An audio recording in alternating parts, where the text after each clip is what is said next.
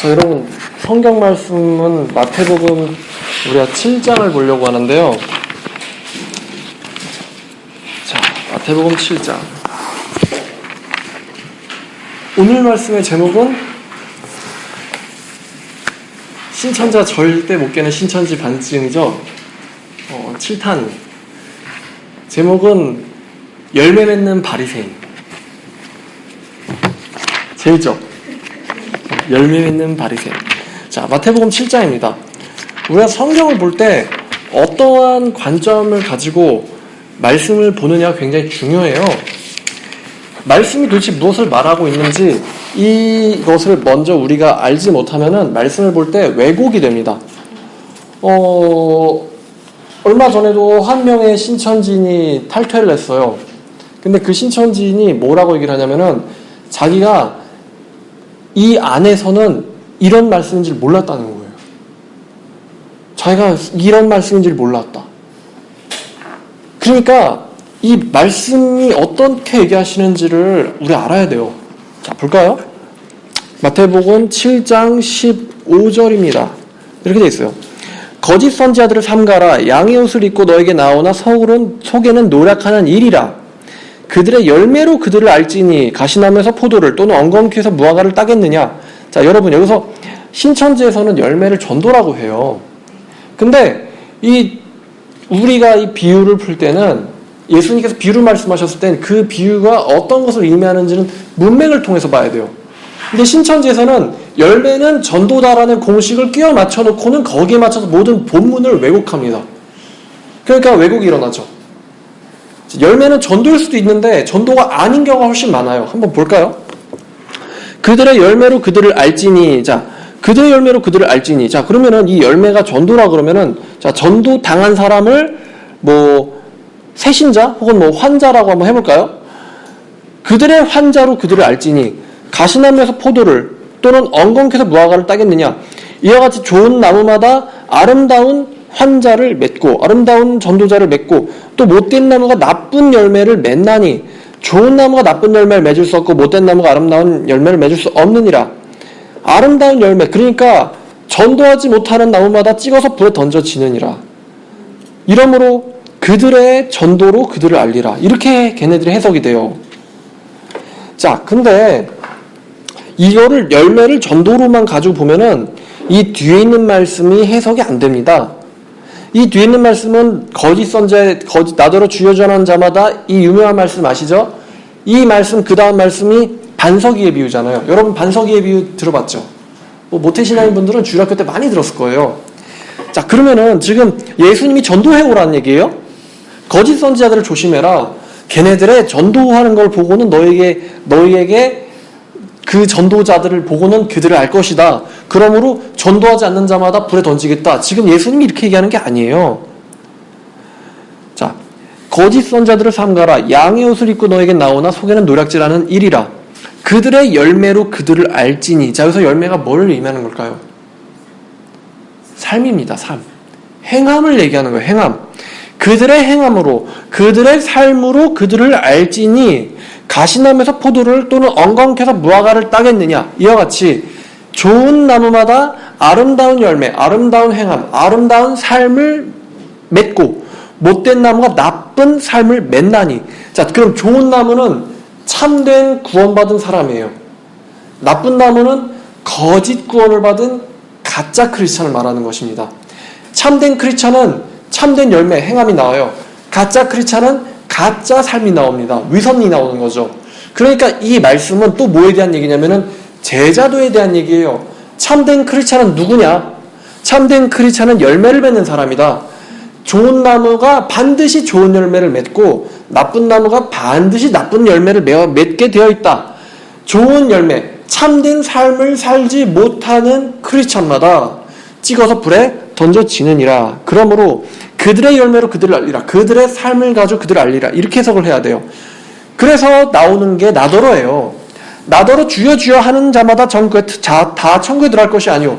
나더러 주여 주여 하는 기독교인이라 해서 교회 다니는 사람이라고 해서 천국에 들어가는 것이 아니고 다만 하늘에 계신 내 아버지 뜻대로 행함이 있는 사람이 삶이 되는 사람이 들어갈 것이다. 그날에 많은 사람이 나에게 이르되 주님 우리가 주님의 이름으로 이런저런 삶을 살지 않았습니까? 그런데 주님께서 그들에게 분명히 밝히 말하되 내가 너희를 도무지 알지 못하나니 불법을 행하는 자들아. 자, 불법이 뭐죠? 삶이 없는 구원이에요. 삶이 없는 구원, 행함이 없는 믿음, 이게 불법이에요. 좋은 열매를 맺지 못하는 좋은 나무라는 건 없습니다. 삶이 없는 이 신앙이 가짜 신앙이고 불법이에요.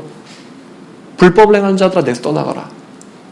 자, 계속 볼까요? 그러므로 누구든지 나의 이 말을 듣고 행하는 자는 그 집을 반석 위에 지은 지혜로운 사람 같으니 비가 내리고 창수가 나고 바람이 불어 그 집에 부딪히되 무너지지 아니하느니 그는 이 주추를 반석에 놓은 까닭이요. 자, 뭐가 있는 사람이 반석 위에 집을 지은 사람이냐면 나의 말을 듣고 행하는 사람, 행함이 있는 사람, 삶이 있는 사람이 예수님 말씀을 들을 뿐만 아니라 삶이 있는 사람이 그 사람이 반석 위에 있는 사람이다.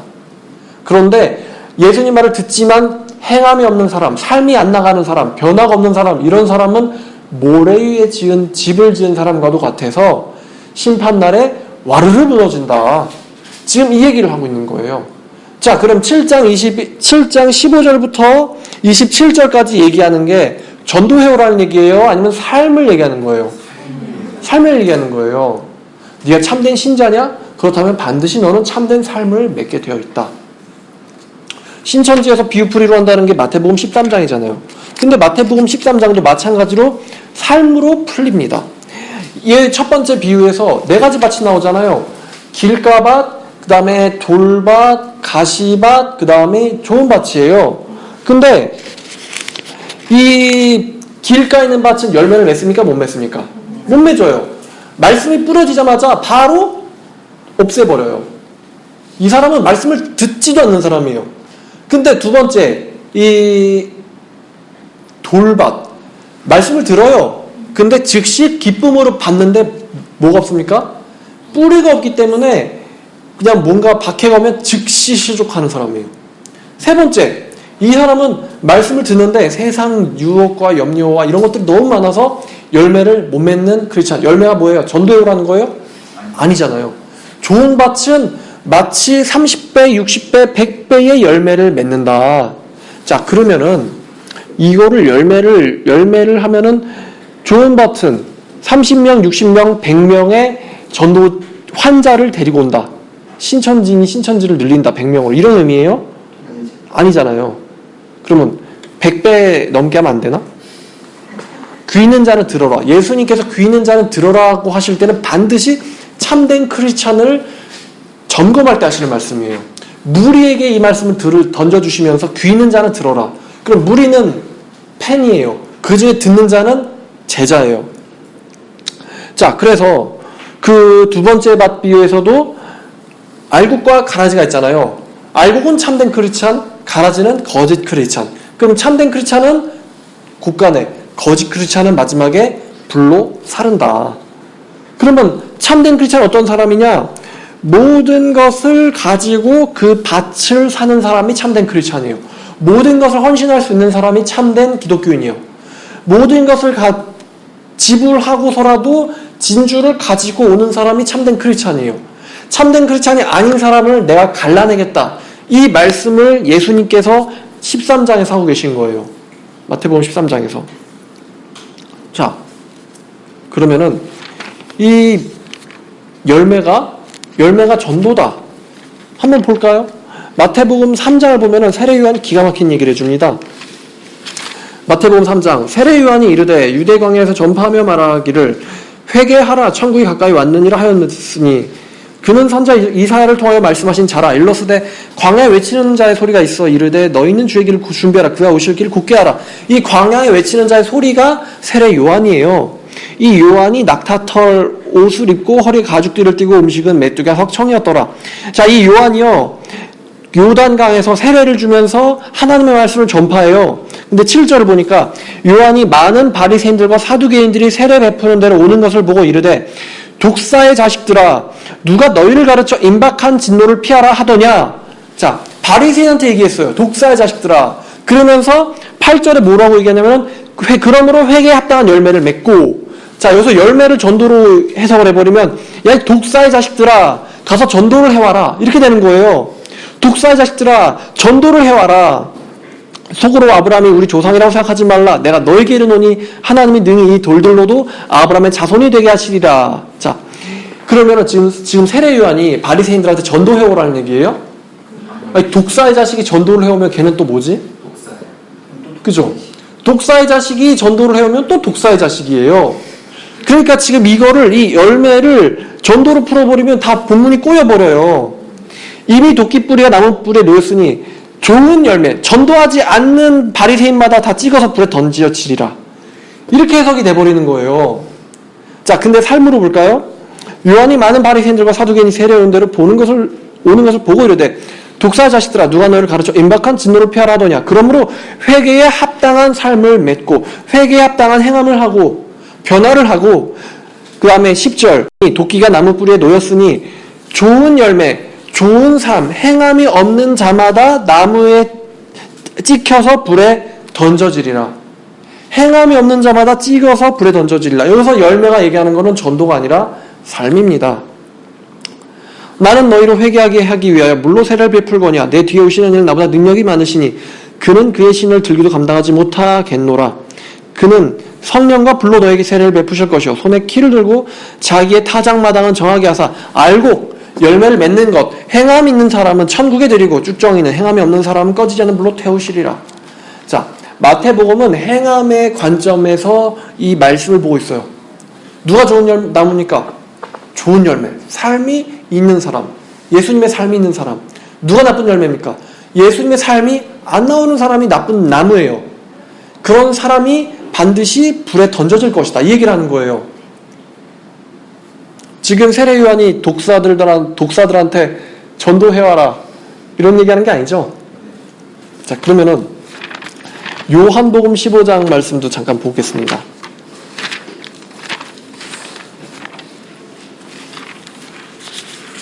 자, 요한복음 15장. 나는 참 포도나무요 내 아버지는 농부라. 무릇 내게 붙어있어 열매를 맺지 아니하는 가지는 아버지께서 그것을 제거해 버리시고 더 열매를 맺게 하려 그것을 깨끗하게 하시느니라. 자, 여기서 열매가 전도예요? 삶이거든요. 내게 붙어있다 하면서 삶이 변하지 않는 자를 아버지께서 그것을 제거해 버리시고, 자, 마태복음 7장 말씀이랑 또 매칭이 되잖아요. 내 안에 거하라 나도 너희 안에 거하리라. 가지가 포도나무에 붙어있지 아니하면 스스로 열매를 맺을 수 없는 것처럼 너희도 내 안에 있지 아니하면 그러하리라. 지금 여기서 열매를 맺는다는 게 예수 안에 붙어있으면 좋은 나무니까 반드시 행함이 있고 삶이 있고 변화가 있다는 얘기잖아요. 사람이 내 안에 거하지 아니하면 가지처럼 밖에 버려져 마르나니 사람들이 그것을 모아다 불에 던져 사르느니라. 지금 그 마태복음 7장 말씀이랑 같이 매칭이 되죠.